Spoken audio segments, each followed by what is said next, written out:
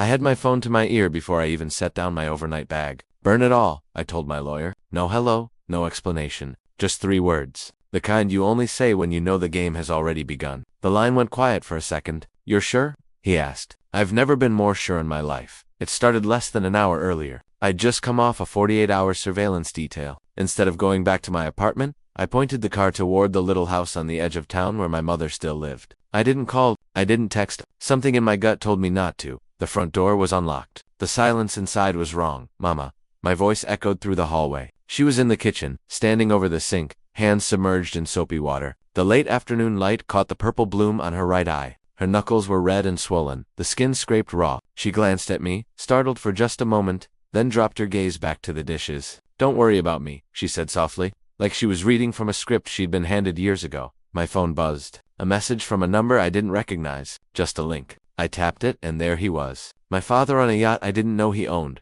sunglasses perched on his smug face, champagne flute raised, his other arm draped around a woman maybe half his age, red dress blowing in the wind. The caption read, "Life's too short not to enjoy the ride." My stomach tightened into a cold knot. I walked down the hallway to the small room that had been my childhood bedroom. In the corner, a black safe sat beneath a folded quilt. I spun the combination and opened it. Inside was my service weapon, 2 boxers of evidence, envelopes, and a slim leather case. I flipped it open. The gold shield of the Metropolitan Police glinted in the dim light. Underneath was an envelope marked with the name of my lawyer's firm, Peterson and Hale. It had been there for months, sealed, waiting. I slipped the badge into my jacket pocket, the envelope under my arm, and stepped back into the kitchen. My mother didn't look up. I kissed her temple anyway. Back in my car, I sat for a moment, the weight of the badge pressing against my ribs. I dialed my lawyer's private line. He answered on the second ring. "Detective, burn it all," I said. When I hung up, I caught my reflection in the rearview mirror. I'd seen that look before on suspects who knew the cuffs were about to close. Only this time, the look was mine.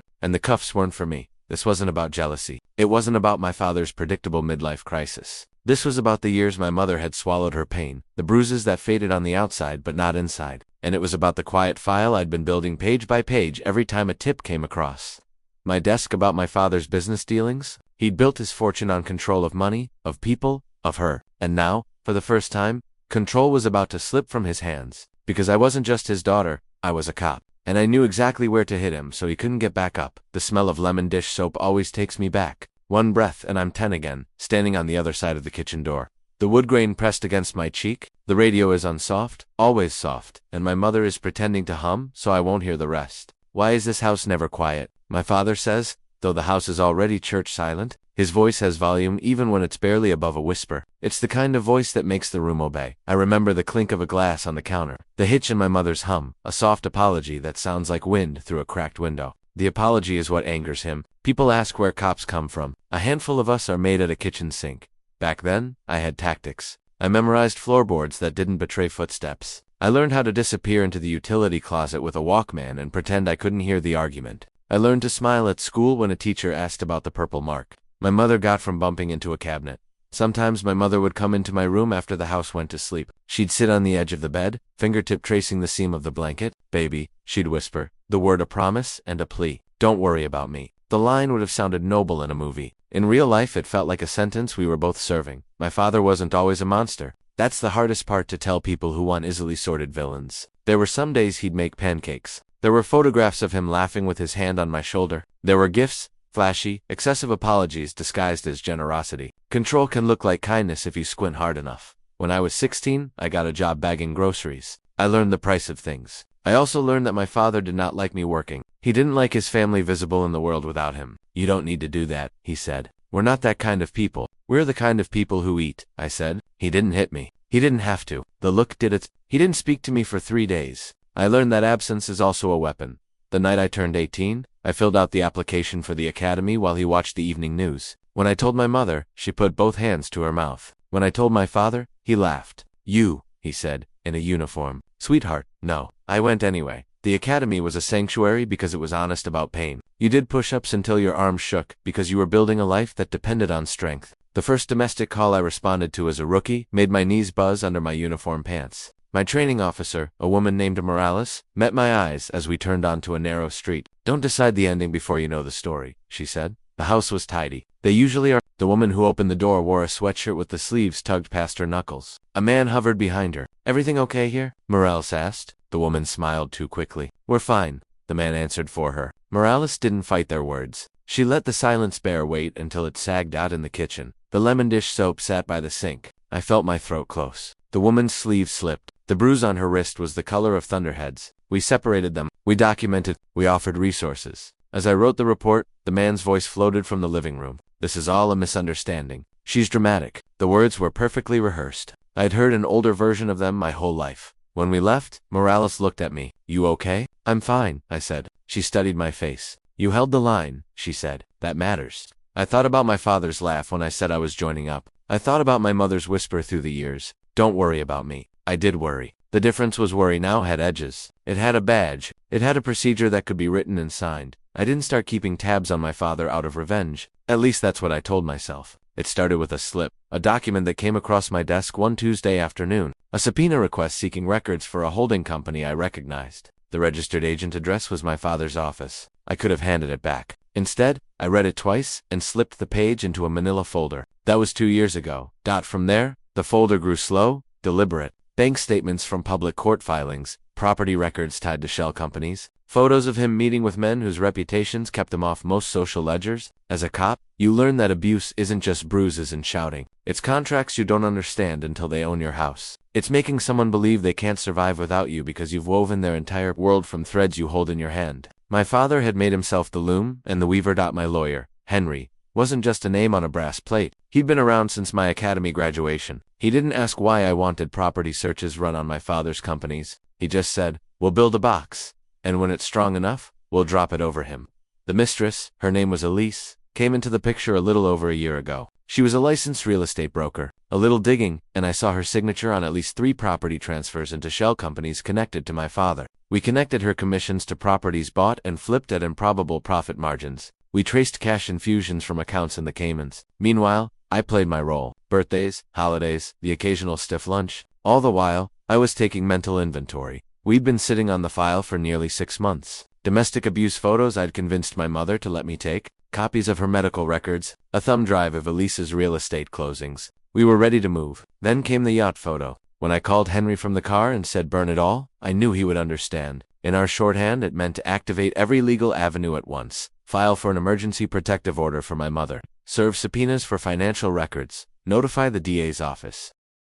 That night, I sat at my kitchen table with a folder spread out in neat lines. Years of notes, receipts, and cross-references. Some people believe in fate. I believe in bad men leaving breadcrumbs because they think no one is hungry enough to follow. The next morning, Henry called. "We're live," he said. By noon, the main corporate accounts and 3 personal ones were frozen pending investigation. Subpoenas went out to 2 title companies, 3 banks, and a brokerage. Elise's real estate firm made the list. The protective order gave my mother the legal shield she'd never had before. I drove back to her house after my shift. She was in the living room folding laundry. "I need you to sign this," I said. She glanced at the papers. "What is it?" "Protective order." Her face tightened. "I don't want to, Mama," I interrupted gently. "This isn't about making a scene. This is about giving you space he can't legally cross." She stared at the paper for a long time, then quietly, "You've been planning this?" "Yes," I said. Her hands lingered on the pen before she signed. That night, I met Henry at his office. He had maps and flowcharts taped to the wall. "This is where it gets noisy," he said. "Once she's served, your father will know we're not just circling the wagons. We're coming straight for the gate."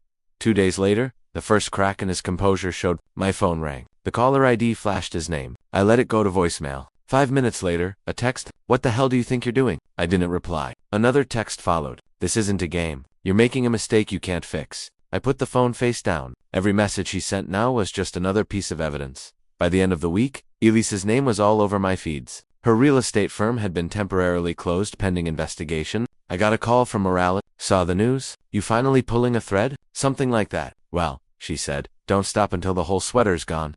The real turning point came on a Thursday morning. Henry called. "We got the judge," he said. "Full access to his corporate ledgers for the last 10 years. That was the equivalent of opening every locked drawer in his life. He'd posted that yacht photo to tell the world he was untouchable. I'd kept it to remind myself he wasn single quotes. It started with a letter that looked expensive. A messenger dropped it at my precinct front desk. Inside, a demand for immediate cessation, a threat of defamation claims. Henry read it once and set it down. "Noise," he said. The next volley came by phone. A deputy chief called me into his office. Your father placed a call, he said. He's alleging misuse of departmental resources for a personal matter. I expect a formal investigation, I said. He nodded. Stay clean, leave a paper trail. Elise went loud online. Women in business are always targets. Envy is a disease. By afternoon, a second post, a carefully lit shot of a wrist faintly red. We pivoted. Henry filed a motion to compel production on one of Elisa's closings. My father kept calling. Henry insisted on archiving them. That night we played them through his laptop. My father's voice was a metronome of control. Soft, then sharp. Sweetheart, this is beneath you. You're making a public fool of your mother. If you keep this up, you'll regret it. I will not be destroyed by my own child. The smear widened. A local gossip site ran a piece. Prominent business leader harassed by estranged daughter, a police detective. The comments were vicious and also weirdly supportive.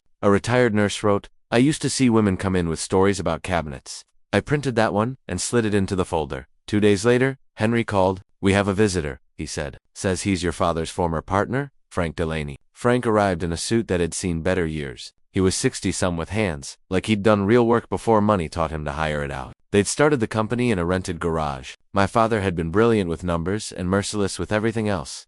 Frank told us about jobs, bid low and padded later, about inspectors who became reasonable after lunch, about a worker who fell from scaffolding and was paid in cash to keep quiet. He slid a battered envelope across Henry's desk. Inside, invoices, a calendar with initials next to payment dates, 2 photographs from the scaffolding incident. Why now? Henry asked. Because I watched the news, Frank said. Because I knew your mother once.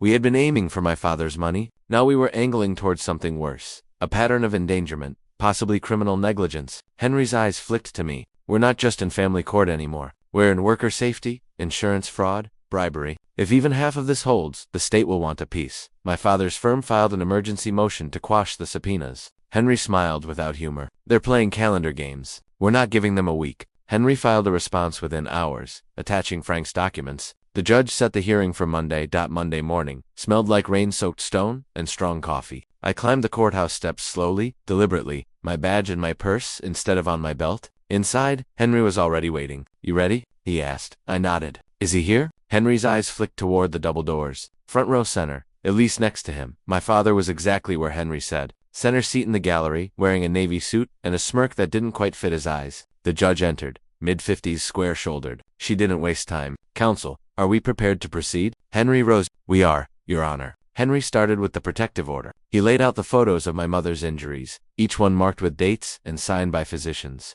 My father's lawyer objected to relevance. The judge overruled him. Henry moved to the financials. Spreadsheets appeared showing transfers to holding companies, then to Elisa's brokerage. Property sale dates matched with wire receipts from offshore accounts. Then came Frank. His voice was steady as he recounted the scaffolding incident. Each document hit the record like a stone in water. My father's lawyer tried to shake him. Frank didn't flinch. I kept records, he said, not because I knew this day would come, but because I knew the truth doesn't live in your head. It lives in ink. Elisa's turn came next. The DA did. A young prosecutor stepped forward, informing the court that her office had opened a parallel criminal investigation. The prosecutor displayed closing documents from Elisa's firm, highlighting inconsistencies between sale prices and reported commissions. These documents, the prosecutor said, show a pattern of inflated valuations funneled through limited liability companies. The proceeds were then moved offshore within 24 hours. It was my mother's testimony that cut through the room like glass. She didn't raise her voice. She just told the truth in a tone so steady it was impossible to doubt. She described years of being told she couldn't survive without him, how the finances were always too complicated, how the bruises weren't anyone's business. The DA asked why now.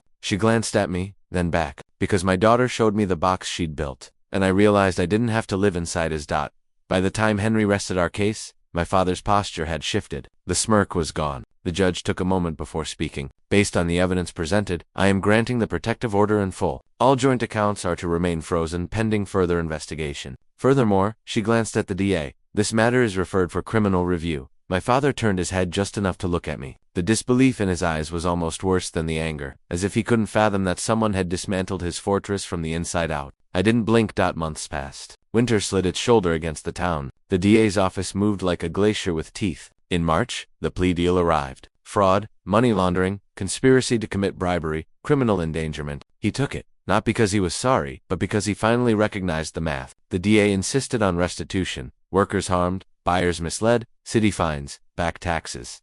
Elise cut a separate deal. Cooperation in exchange for avoiding prison, a lifetime ban from real estate licensure. The day the judge accepted my father's plea, my mother sat in the second row beside Henry. When the judge asked if any victims wished to speak, my mother glanced at me. I nodded once. She stood. Her voice didn't tremble. I am not here to punish, she said. I am here to make sure harm ends where we choose to end it. The judge listened. My father stared at the table. My mother finished. I intend to live. We drove straight from the courthouse to the bank. My mother read every word. She asked questions. She signed carefully, pressing her name like a seed into fresh soil. On the way home, she looked out the window. I thought it would feel like fireworks, she said. What does it feel like? Like a door closing, she said, and a window opening somewhere I can't see yet.